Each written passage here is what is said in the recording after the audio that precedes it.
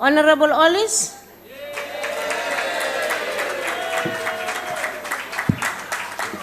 Chairperson, today is my last speech in this House before I retire to go and study. So I hope you will be kind with a few seconds to say goodbye.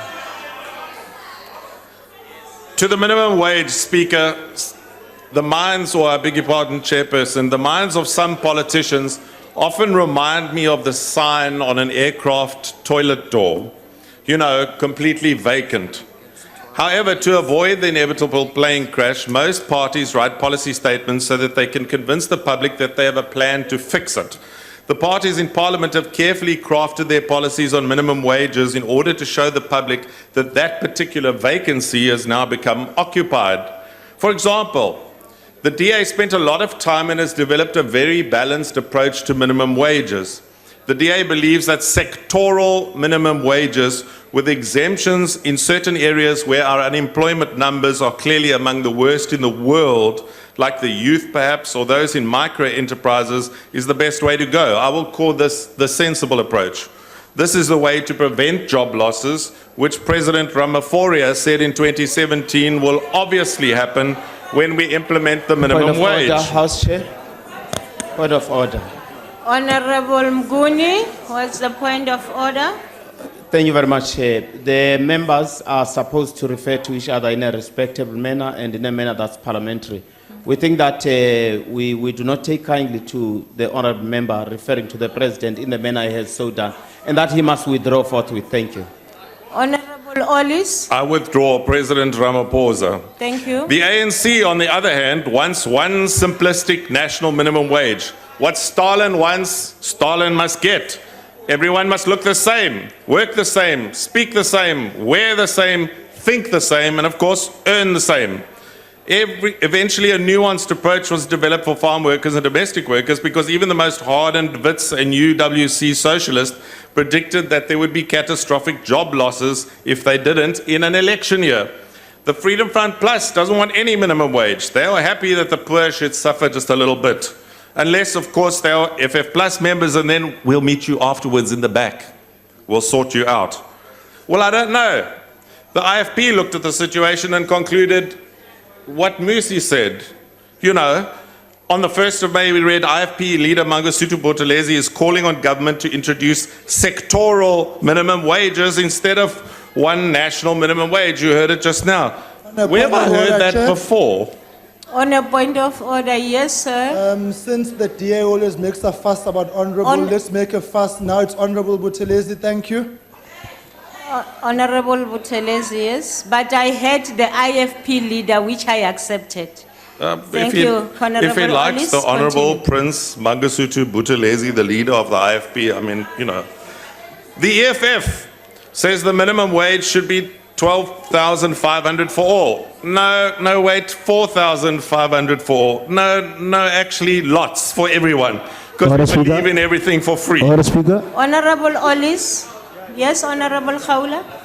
Now I'm raising a point of order is distorting the EFF. The EFF did not say 12.5. We said 4,500. Thank you, Honourable. And then for mine workers, 12,500. Honourable Khawula. Perhaps you must give that. Please, you have. Okay, Honourable Khawula. And then another category of workers. I'm going to switch off your mic if you continue. Okay. No, I just wanted to correct that. Honourable Khawula, that is a point of debate. Continue, Honourable Ollis. Like Santa Claus, the EFF swept in their big red suits to save us all from ourselves and give us lots of free stuff.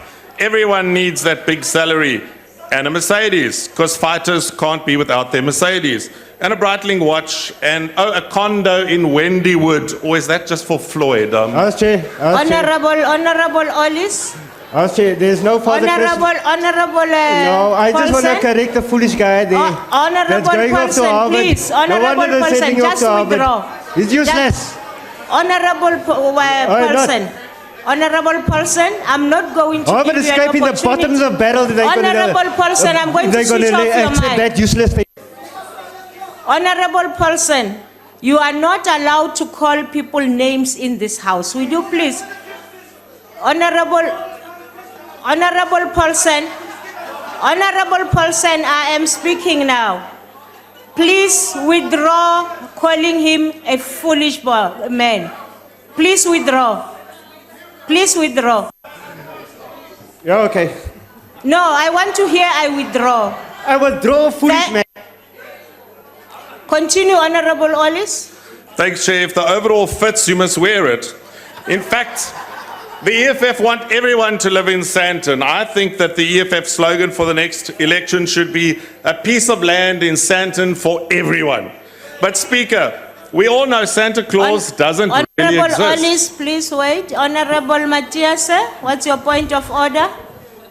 House Chair, Yes. it's not for him to prescribe how EFF members should wear in Honorable Parliament. Matthias, And he must desist from please making take such your seat. statements That is against not your point of order. It's a point of It's not debate. for him to prescribe. Honorable member, please. That's a point of debate. Continue. Honorable Ollis, please Thank you. stick to the... We know that you are leaving, but the decorum of the House is still very important. I'm Thank sorry, you. I can't be responsible for the decorum of other members, only for myself. Santa Claus doesn't exist, you know, but we know that your struggling parents have to buy your Christmas presents, not Santa Claus. Let me calm the house. My granny, Doris Maroney, had a husband, Charles Ollis, who died of cancer at the age of 40, leaving 7 underage children to feed. It was only years later that the now adult children realized that the reason she went and sat in the kitchen every night while they ate their supper was because there was actually not enough food to go around. So she gave it to the kids, and she never had any supper herself. She sat in the kitchen. So remember, comrades and fighters, when you are eating the free lunch, there's someone in the kitchen who had to pay for it. We all need to realize that you can't take money from kids in school, dear ANC, and use it to pay for students in university. And minimum wages can't work like that if we are not realistic. If you impose a uniform wage on everyone that small businesses can't afford, that's not related to productivity. Someone's going to have to sit in the kitchen with no food because jobs are hard to come by.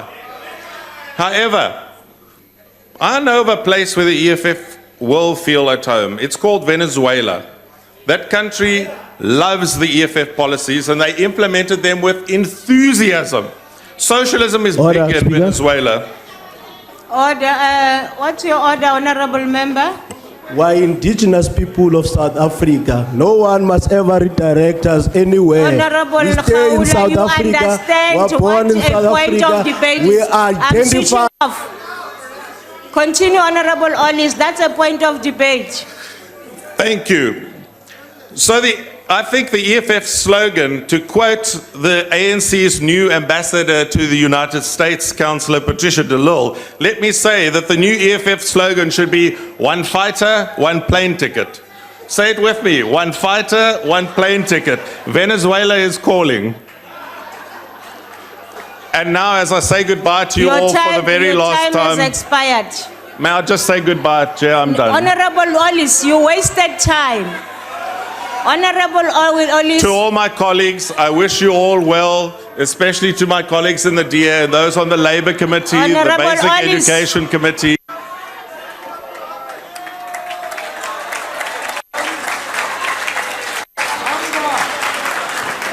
We wish you well in your endeavors, Honorable Ollis.